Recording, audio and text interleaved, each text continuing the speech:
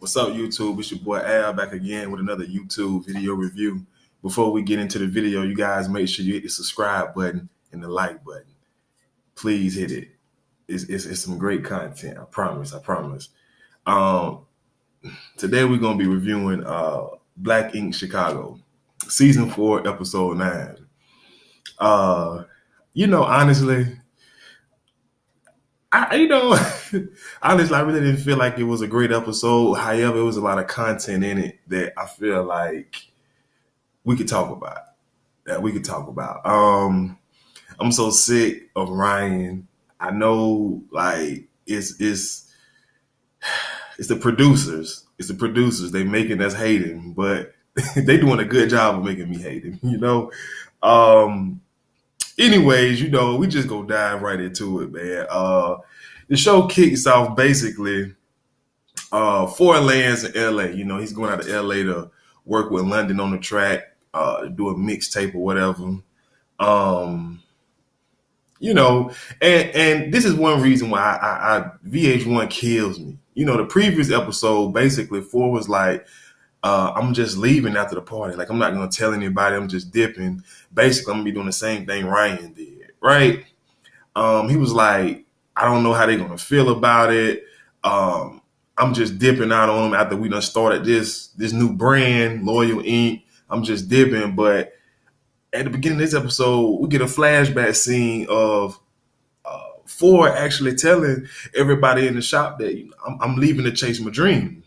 And I'm like, man, these producers has got to stop with the BS. I mean, because even last episode, I believe they just showed Ford just like sneaking out of a tattoo shop. And I was just like, you really gonna be like Ryan? Like, you really want to be just like Ryan? Just leave and don't tell anybody anything. And I don't know. I just had a problem with it. Maybe it was just me, but I do not like the game the producers played there. Anyways, then they flip the camera because he having a conversation with somebody, and guess who this?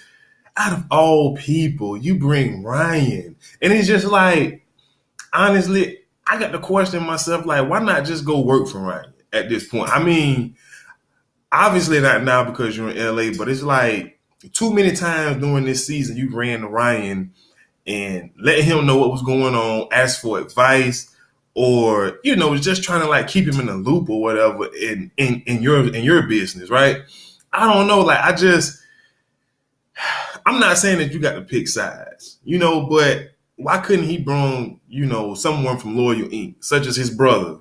I just think it's a messy situation. Like, look, it's hard to straddle the fence, especially when all the drama that, Loyal Ink and Ryan Nine Mag has going on. It's just hard to straddle that fence. And I just didn't really like the fact that he brought Ryan. Like, maybe it was just me. Maybe I'm tripping. Maybe I'm reading too much into it. But I really did not like the fact that he brought Ryan. And it's like, maybe, they're genuine friends. But then he asked $1 million. He was like, so you gonna hit up Cat? And immediately I was like, okay, this is all for a storyline. Because think about it. Seasons ago, Ford was in love with Cat. He wanted Cat so bad. And then Ryan got Cat. But on the flip note, who's to say Ryan wasn't messing with Cat back then, which is why Cat was kind of so hesitant about giving Ford a chance, because think about it, man, that's just kind of weird. Like, I just, and Ford, he was like, he really, had feelings for Cat. And it's just hard for me as a guy to, if I had genuine feelings for a female, to ask another guy who's been with her, like, so you gonna hit up Cat? You gonna see what she up to? You gonna miss her? Like, I don't know. Especially, like I said, if I say I had a genuine interest in it, we all know Ford was like chasing Cat. Like, he was doing all he could to get with her. And I don't know. That just, I think that's a storyline that kind of got lost within the seasons, because Ford was trying to get the Cat hard, and then Ryan obviously had Cat. You see what I'm saying? Anyways, then they take us back to Chicago. We at Loyal Ink at this time. Basically, they're just talking about the article that's online about Ryan and about how him messing up the shop that he said he did not do. I don't know if it's true, but it makes for a good storyline. So I'm gonna go along with it. Also, what makes for a good storyline is Charmaine. Yes, Charmaine. She was like, I did not talk to no investigators, no cops. I was doing an interview for the media, and they took my quotes out of context, my words out of context, and all I could think about was Charmaine dry snitching. She dry snitching. She knew. Look, here's the thing: if you're doing any type of interview or you just chatting with the press and you give them any type of information, especially about a beef, an ongoing beef that you are a part of, especially with Ryan name attached to it, you dry snitching. I'm sorry, no other way around it. She dry snitch. She dry snitch. I mean, y'all let me know if y'all agree or not. I feel like she dry snitch. Then we go back to LA. Basically, Ryan is doing his pop-up shop. He got a celebrity client coming through. Excuse me. I believe it's Chris Lofton from Ballers. Long story short, Chris was like, "Bruh, I seen the article online. Like, what's going on?" And Ryan was just like, just a whole bunch of bull jive. Like just basically like, man, it ain't what it seemed. The media just putting stuff out there. It ain't even like that. Like basically, me and my old crew fell out. I moved on. That's it.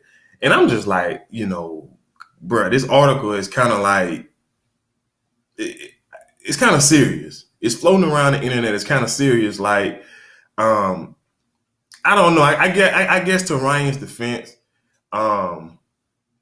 future clients, if they ask about it, you kind of downplay it only because you don't want to mess up potential business. So I guess I can understand. What I'm saying, why he told him. Why he downplayed it. But anyways, then we get a scene. Ford finally gets in the studio with London on the track. Basically, London told Ford, you either got to step it up, give me some more energy, or you can go back to you can go back to Chicago. I mean, and Flo is like, man, he messing up my flow. I'm trying to build up X, Y, Z. And London basically told Ford, like, bro, you do not know what it takes. I'm telling you what it takes. I'm telling you what to do. Just do what I say. Ford didn't like it. He didn't like it. But, I guess he respected it. It was a short scene, but he basically told him, like, look, it's my way or it's no way. And obviously, Ford didn't like it. When understood, when you're an independent artist and you're used to making music how you want it and basically not having to, basically listening to a producer about, how they want the record to sound, how they want you to come in. You know what I'm saying? Like, he's not used to it. They say he's an independent artist. He just used to going into the studio, buying a beat, buying studio time, and just doing what he do. But in the game, it's a lot more organized. So you kind of got to adapt. We'll see if he adapts. I think he will. I don't listen to his music personally, but he seems like he's very serious about it. So just based on how serious I feel like he is about it, I think that he will adapt to it. Anyways, they take us back. We was back and forth a lot on this episode from Chicago to LA, which is cool. It didn't really bother me too much. We get a scene in Lawyer Inc. Basically,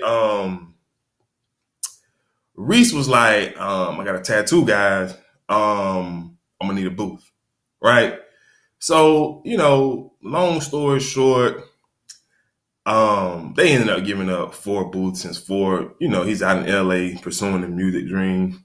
And all of a sudden Cobra, she walks in, and I guess she overheard Reese saying something about, I'm about to do a tattoo in my new booth. She went crazy. She was like, this broad ain't been here but 2 seconds. How she get a booth before me? I've been here since I've been here, which is longer than her. How did I not get a booth before? And I'm just like, is it really serious about this booth? I mean, I'm not a tattoo artist, so I really can't say, but they made a whole storyline about a booth between Cobra and Reese. And I mean, these two girls, from what I've been seeing, they don't even know anything about each other than Cobra knows that Reese is pretty cool with Lily, because they was on that strike against Charmaine, previous episode, or maybe the episode before him. But it's like some deeper is going on with Cobra. I mean, she just spazzing out over a booth, and it's like, I guess I get it, but it's a little petty. You know what I mean? But I was I was happy to see Van step up. Um, the shop definitely needs some structure, some organization, someone who can be in charge is well respected. And I think even though he can be cuckoo at times, I think Van is the guy. I think whenever Van speaks, everyone in the shop listens. Whether it's Charmaine, Ford, Cobra, he pretty much said what it was gonna be. We didn't see any more arguing in that scene at all. So I do think he would be a good asset to the shop if he was to step up as to being the head, not so much the LLC like Charmaine, but just being the one who kind of lays down the law. Because like I said, whenever he speaks, they listen. Then we move on. Basically, Nikki trying to surprise Four out in LA. Nothing new to me. I knew she was coming. I knew she couldn't stay home. I mean, let's be serious. She didn't want to go. She didn't want him to go anyways. But I'm not even gonna spend too much time on that. Then next, we get a scene in the club, basically in London. Like, I mean, I'm putting pressure on you for. I need to know how you respond. Once I put this pressure on you for, just like, I promise I'm not gonna let you down. But that ain't the good part. We get a call. We get a call from Chicago. Ryan gets a call. Yeah. I think it was Junior, but he later on in the confession said it was his lawyer. Was like the police came looking for him at his shop to question him about all of the stuff that happened at his old shop, right? Ryan on the phone like, man, I told you I don't like talking about this. And I'm just looking at my TV laughing because I'm just like, you said you ain't do it.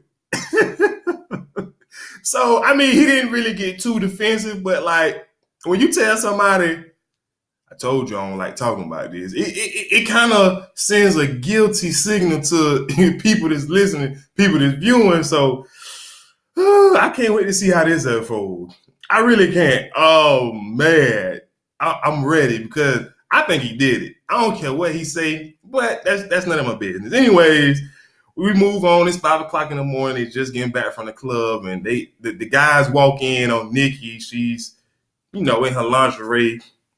And basically, long story short, this scene made me so mad only because I don't know how long Nikki was there. We seen a previous scene saying she was there, was laying in bed waiting at 3 o'clock in the morning. And I'm just looking like, man, her hair is not frizzy at all. What kind of weave is that? Like, how can she lay down without wrapping up her hair? And it's like, did she not go to sleep? Did she stay up the entire time? I don't know. Long story short, she told Ford that, bro, you ain't getting none. I've been waiting so long. The well done dried up. Anyways, we get a scene where Ryan, he gets a call, and it's from the Queen. As he calls her the Queen. I mean, I ain't mad at him. She got hits, platinum albums, Grammys. He can call her Queen. Anyways, it's Nicki Minaj, and she basically brought him in, to her trailer. She was doing a video shoot. I believe she said it was for Ariana Grande music video, and she was telling about a tattoo that she wanted. She wanted Barbie in a specific font on her wrist.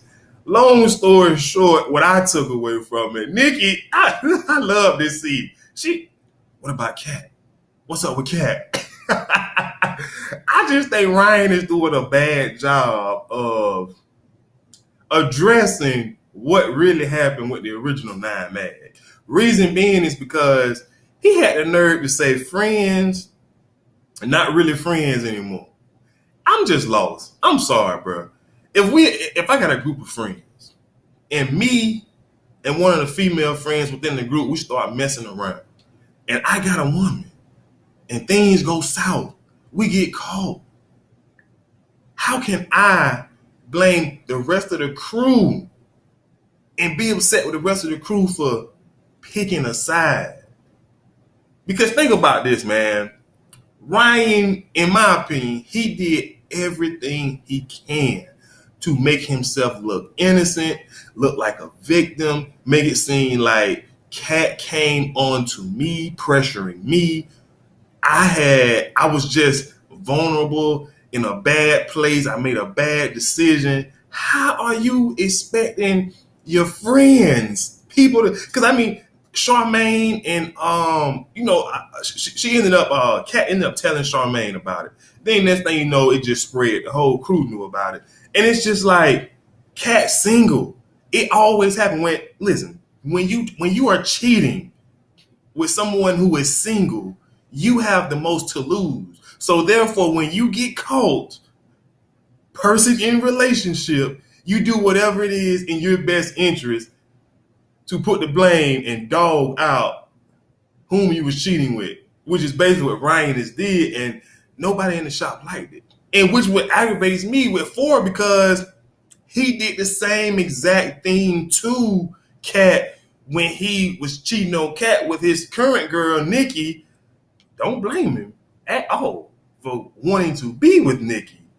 Just saying it. But he cheated on Kat, messed around on Kat with Nikki. And it's like, so you just gonna let your boy and Ford said he genuinely had feelings for Kat. Genuinely, like he was chasing her, bro. I remember.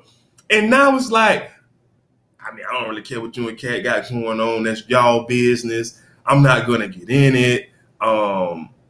I don't like forfeit. I'm sorry. Forfeit. I mean, I'm just sorry. I got to say he's fake. To me, it's like he's picking Ryan's side. And I'm not saying that you should pick anybody's side, but understand where Kat is coming from. I understand where Ryan coming from. His lady, Rachel, she basically gave him an ultimatum, which is why he got a new shop and he's doing what he's doing. Because she said, to be with me, you're going to have to separate yourself from everybody over there. I get it. But don't bring everybody down. Don't down talk what you created. The drama that you created. That's exactly what he's doing. It's crazy, but for fake to me.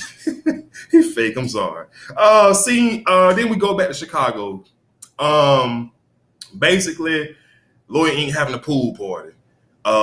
Van is throwing every last one of the women into the little kiddie pool. Me personally, Ford horny, not Ford. Van is horny. Van is looking at these women: Charmaine, Nikki, Reese, Danielle. I wouldn't be surprised if he looking at Cobra. he even told, oh man, what is the girl name? Lily. He even told Lily, like, I can't help but looking at them, looking at your chest. Like, Van is looking to strike fast, I'm telling you. But then before I go here, Van was on his barbecue skills. That chicken looked nasty. Maybe it's because I'm from the South. But he need to work on his barbecue skills, man. I don't know. It could have been good. I don't know. I'm just saying from the glimpse that they gave us on camera, it didn't look good. But anyways, we go back into the shop. And once again, VH1 has to create a storyline for pretty much everybody. Cobra still going on and on and on about this whole booth situation with Reese. I could care less about it. It's not an important storyline. Let's not give it too much PT. Come on, VH1. Let's not give it too much PT. Anyways, the last scene, basically, Ryan ends up giving Nicki Minaj a tattoo, the Barbie tattoo. She ends up loving it. And man, I just got to say this while we're talking about it, man. Those art opens up so many doors. Whether you're a tattoo artist or painter, it's like whatever it is, if you're an artist of any kind, it opens up so many doors. And that's how I was feeling when I was watching the scene. Like, man, Ryan is a really great tattoo artist. Cannot take it away from him, regardless of the issues that he has in his personal life. And when you have an art, a skill of creating something that only you can create or that many others can't, it's going to open up doors. You just have to be patient and willing to go along with the adventure, no matter where it takes you. And to me, it just kind of irritated me when he was just like, I know I'm doing the right thing by separating myself from the situation over there and, putting myself in a new situation. Because my thing is, it's all about the art. Bottom line, everybody is reading, watching the television show. Everybody is pretty much knows what's going on. Even still, Ryan posts videos of him uh, messing up the shop on his social media, and it's like the world is seeing it, bro.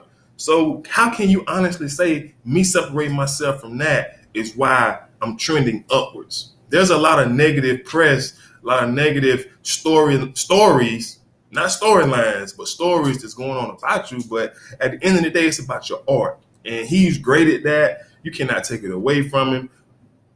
I'm just saying. But anyways, you guys, like, comment if I missed anything or you would like for me to add anything, just let me know down in the comments. Don't forget to hit the subscribe button, and I'll see you guys next time. Peace.